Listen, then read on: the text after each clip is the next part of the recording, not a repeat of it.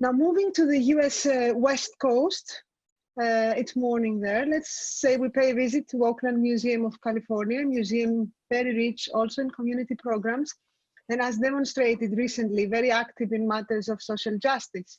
We are very honored to have with us live the director and CEO of the Oakland Museum of California, Lori Fogarty, who will give us a presentation on museums of the people for the 21st century. Lori, good morning. Good morning. Happy to be with you. You ready for me to take it away? I think we will be in a second. Okay. Yep, I see that I need to join you on the screen. Yes.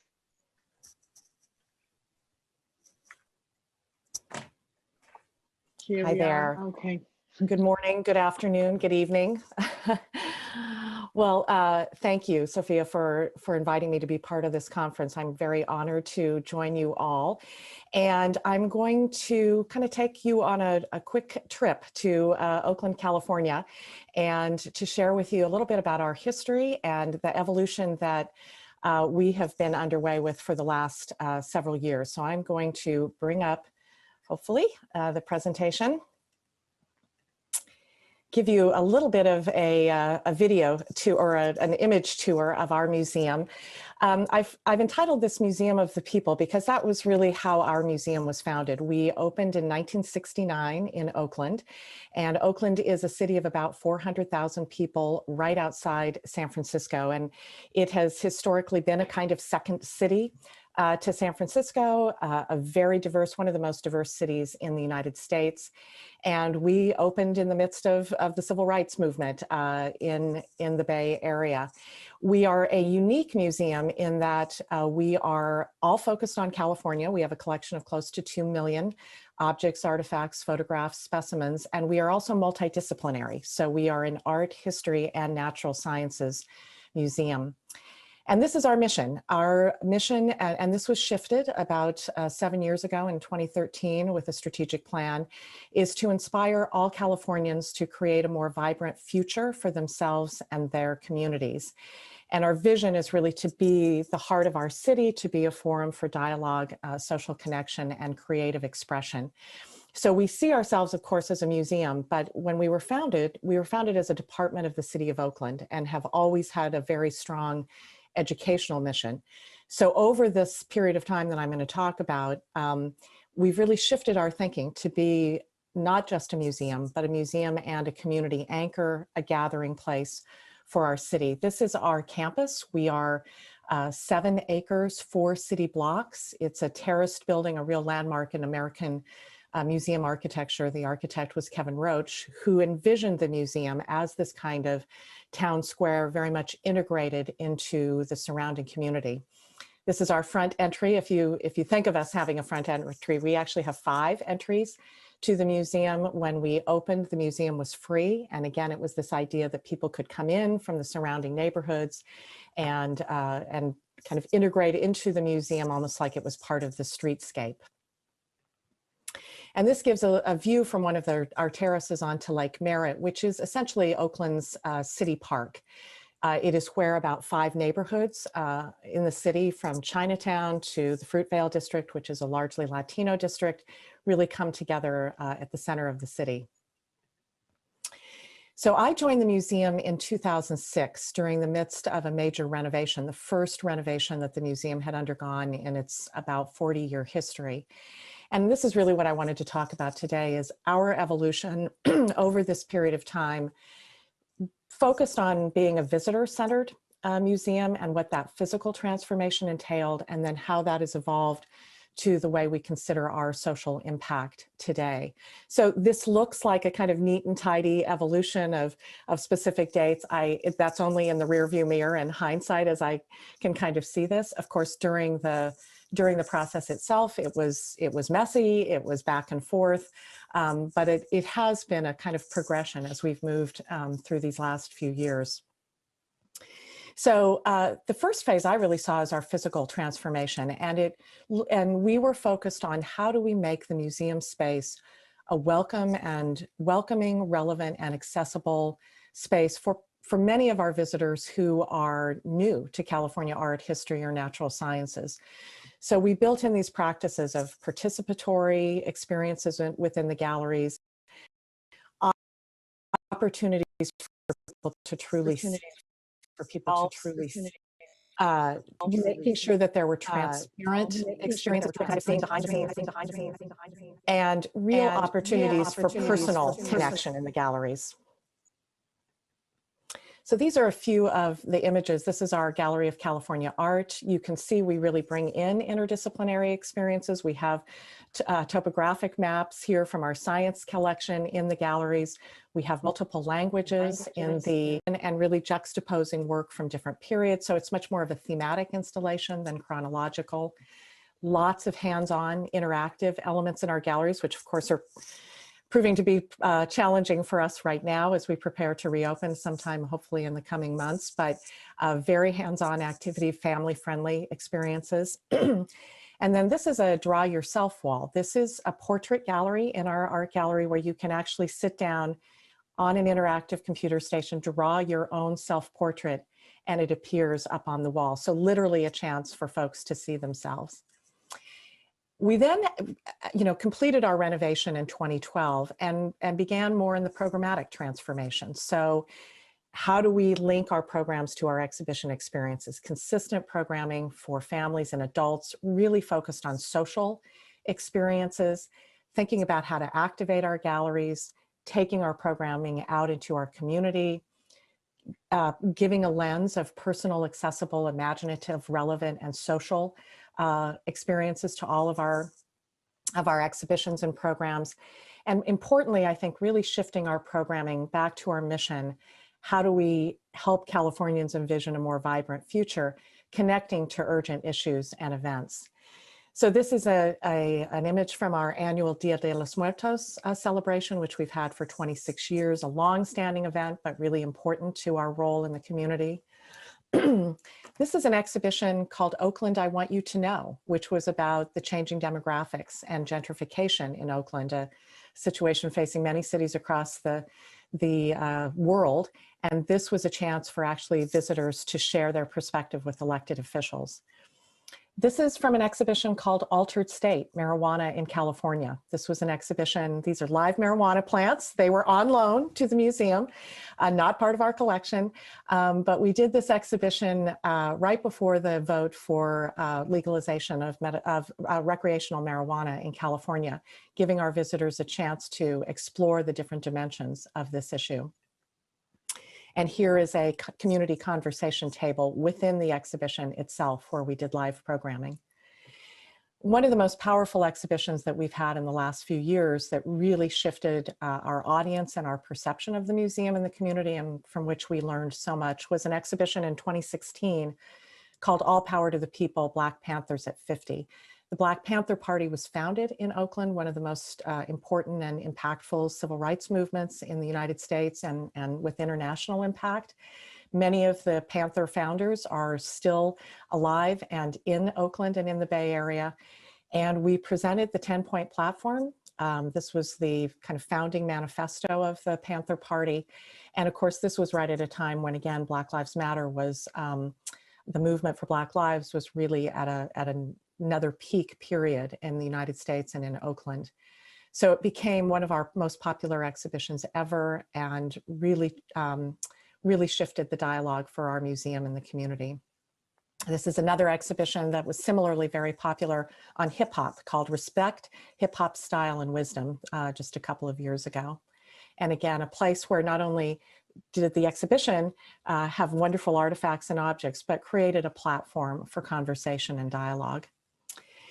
And then I would say one of our game-changing events, and again, it's sad for me to see these images because we're not able to do this right now, but we began about 7 years ago, a weekly, every Friday night event at the museum with food trucks, live music, DJs, family activities, and pre-pandemic, the summer of 2019, we were attracting about 4,000 people to our campus each week for Friday nights at OMCA. So I want to talk just a minute about how we evolved that into our social impact framework. So as we were making these changes, doing this new kind of programming, really seeing a change in our audience, we began to ask ourselves, so what? So what is the difference we are really making in our community? And we had about a 2-year period where we explored internally and with real experts in the field around social impact, looking at what is the problem or the challenge in our community that we are best equipped to tackle? What is the difference we can make? And importantly, and I think uniquely in the museum field, how are we going to measure this? So after a lot of study and reflection, we came up with this concept that the challenge that we can help address is social fragmentation. That Oakland, like many communities, is fractured by income, by race, by educational level, by neighborhood, that really has resulted in a decline in social cohesion. And that this is a place where we can uniquely contribute for creating a space for that greater connection, trust, and understanding between people and between groups. So this is now where we are focusing a lot of our work, is how do we build the social impact and social cohesion. And in 2019, of course, again, we had to curtail this in the last few months, but we began measuring this with our visitors. We have a robust evaluation department at the museum. We do over 3,000 visitor evaluations a year, and we began building in this metrics around how are we doing with fostering social cohesion. And these are the metrics we use with our visitors, measuring, do they feel a sense of welcome and belonging? Do they see their stories reflected? Do they connect with other people, both people like them and importantly, maybe not like them? And are they able to express their ideas? And again, very importantly, are they open to seeing and understanding and empathizing with the stories of others? So this is just a quick snapshot of our audience, but I think importantly, what has also occurred over these years is a real shift in our audience. We have become much more diverse, younger in our demographics. So you see here that actually this is we have even more up-to-date research in the last year, but in the last full year that we were able to measure, we had our audience was 56% people of color. We had a diverse socioeconomic audience. You'll see here that we had a large and growing group of family visitors, including families with very young children. And I think also really want to underscore ours as a community audience. 70% of our audience are repeat visitors, and 80% of our audience comes from within the San Francisco Bay Area. So we're not as much a tourist attraction, but really serving an audience that comes to us from our neighborhoods and comes back and back to us again and again. So just a word about this, especially at this moment, because I think a lot of institutions, as they look at community engagement work and social impact, they look at how does that actually connect to our financial sustainability. And this is a symbol, that is a kind of reference to goalposts, that our commitment is that we are only as financially sustainable as an organization as we are making an impact on our community. And in turn, we can only make that impact in our community with financial sustainability. So we always look at these goalposts together and look at them holistically, money and mission. And I'm going to just wrap up with a couple of slides about the kind of inside out, outside in aspect of this work, because the changes that we've made over these few years have been with our audience, with our programming, but that can only happen with real shifts in the staff and in the board. So as we've really evolved our work in community engagement, social impact, social justice, we've also done a lot of capacity building work in diversifying our staff and working in new ways with staff structures. So some of the things that we have worked on in these last few years, and I will say this is very much a journey, continuing to work on these issues now. Creating new roles and structures. We redesigned our organizational structure a few years ago, creating new kinds of positions, a lot of focus on staff training and learning, really a commitment to being a learning organization. And again, as I said, measuring our progress, really focused on ongoing evaluation, tying our metrics, external metrics and community metrics to our internal performance metrics. This is just our organizational chart, and I won't go into it in detail except to say that it obviously looks different, and deliberately so, from a traditional org chart. We're organized into 4 centers, and we strive to have a lot of cross-functional, flatter hierarchy kinds of work. Our work is done largely in project teams that draw from these 4 centers. And the board. In the United States, of course, the board structure is really important to the financial sustainability and the mission of a museum. And this is something else that our board has partnered with us in this journey as well, setting targets for the diversity of our board composition and strategies for recruiting board members that really represent the diversity of our Oakland community. Work with the board itself in becoming an equitable, inclusive culture and leadership and governance model, and continual education and partnership with our board in understanding our work around community engagement and social impact. So that is kind of where we have been, and I will say we are in the midst, as all of you are, in huge changes and evolution, and it is a challenge to be an institution focused on social cohesion at a time of physical distancing, but we are working on that next stage as well. So happy to take a few questions. I know that was a quick overview, but hopefully gave you a little bit of sense of what we're up to in Oakland. Thank you so much, Laurie. Not only an overview, but it's flabbergasting, and the way you're organized internally in order to show this external image of absolute welcoming openness for your community. I'm really impressed. First question regarding all the diverse programs that you're offering. What happens with funding? Do community programs like the ones you presented find easily sponsors? Well, we have a fairly diverse funding base. We were a department of the City of Oakland, and we are no longer a department. We're operated independently, but we still receive significant city support, which is unusual in the United States. And then through contributed revenue and earned revenue.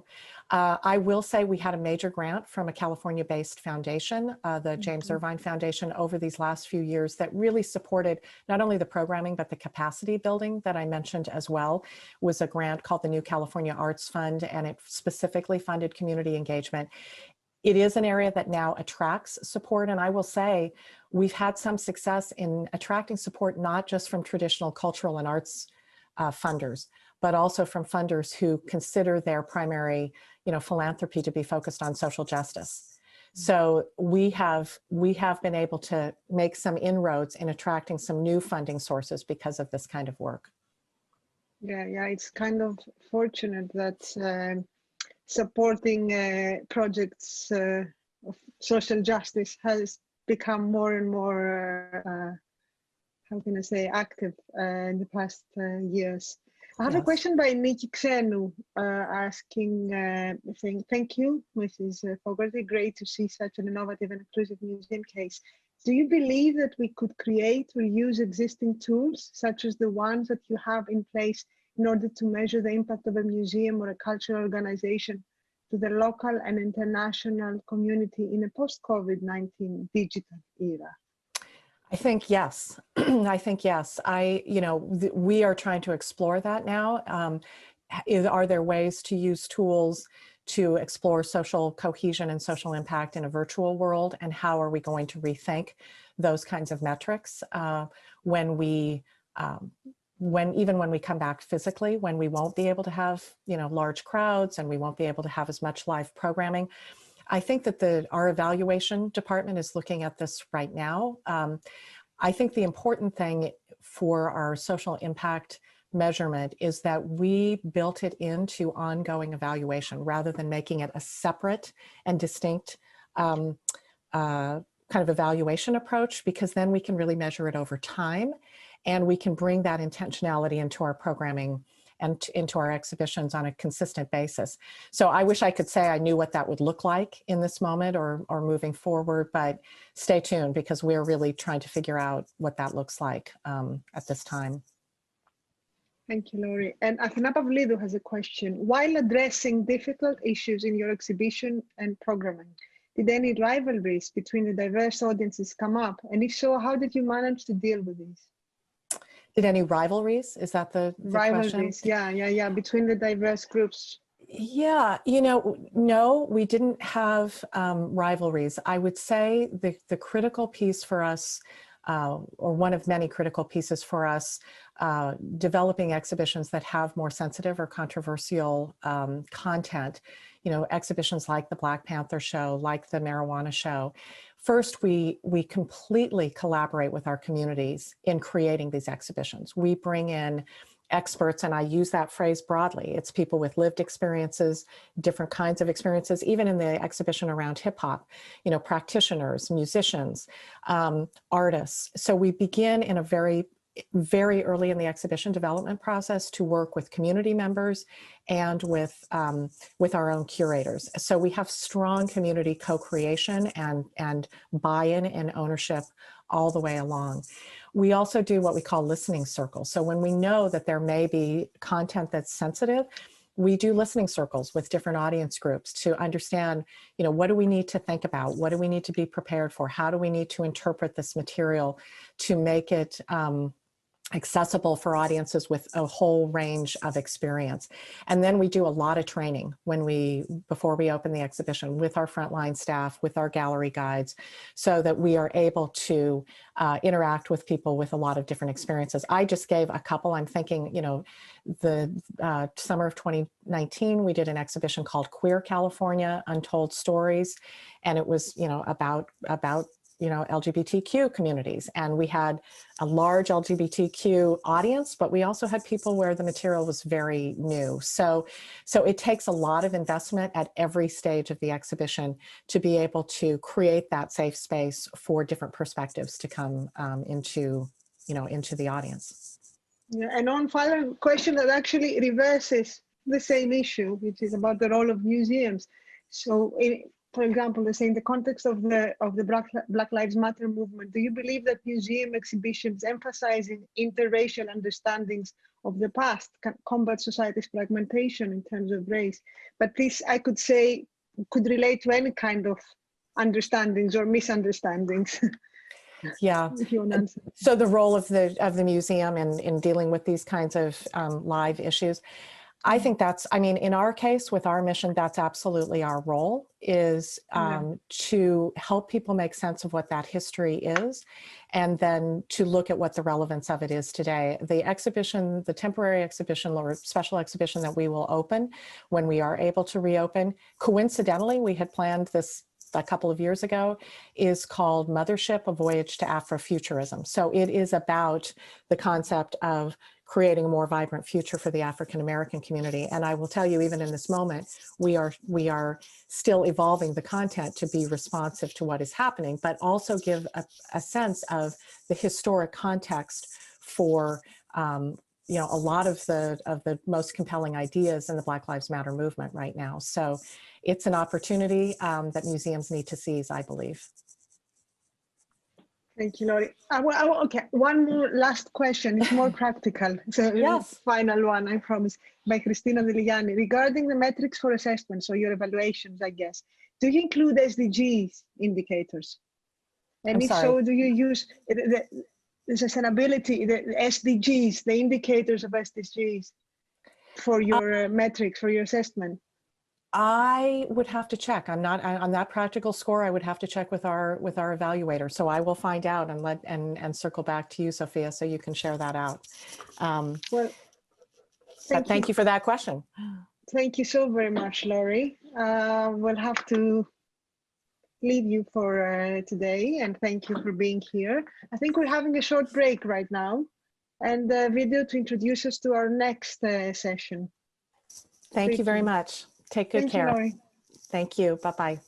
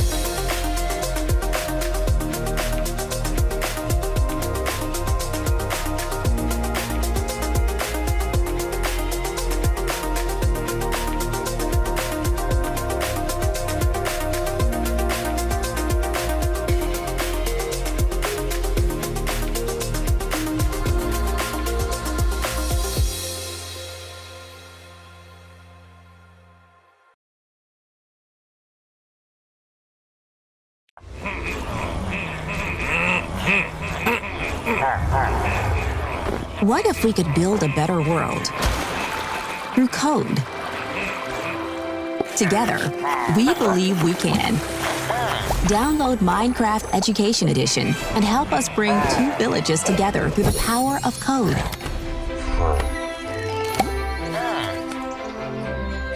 You will experience empathy and compassion for your neighbor while embracing the diversity that makes us all uniquely special. And it doesn't matter if you're new to coding or to Minecraft. It's easy to get started with blocks or text, but there's no limit to what you can do. Start the Minecraft Hour of Code for free today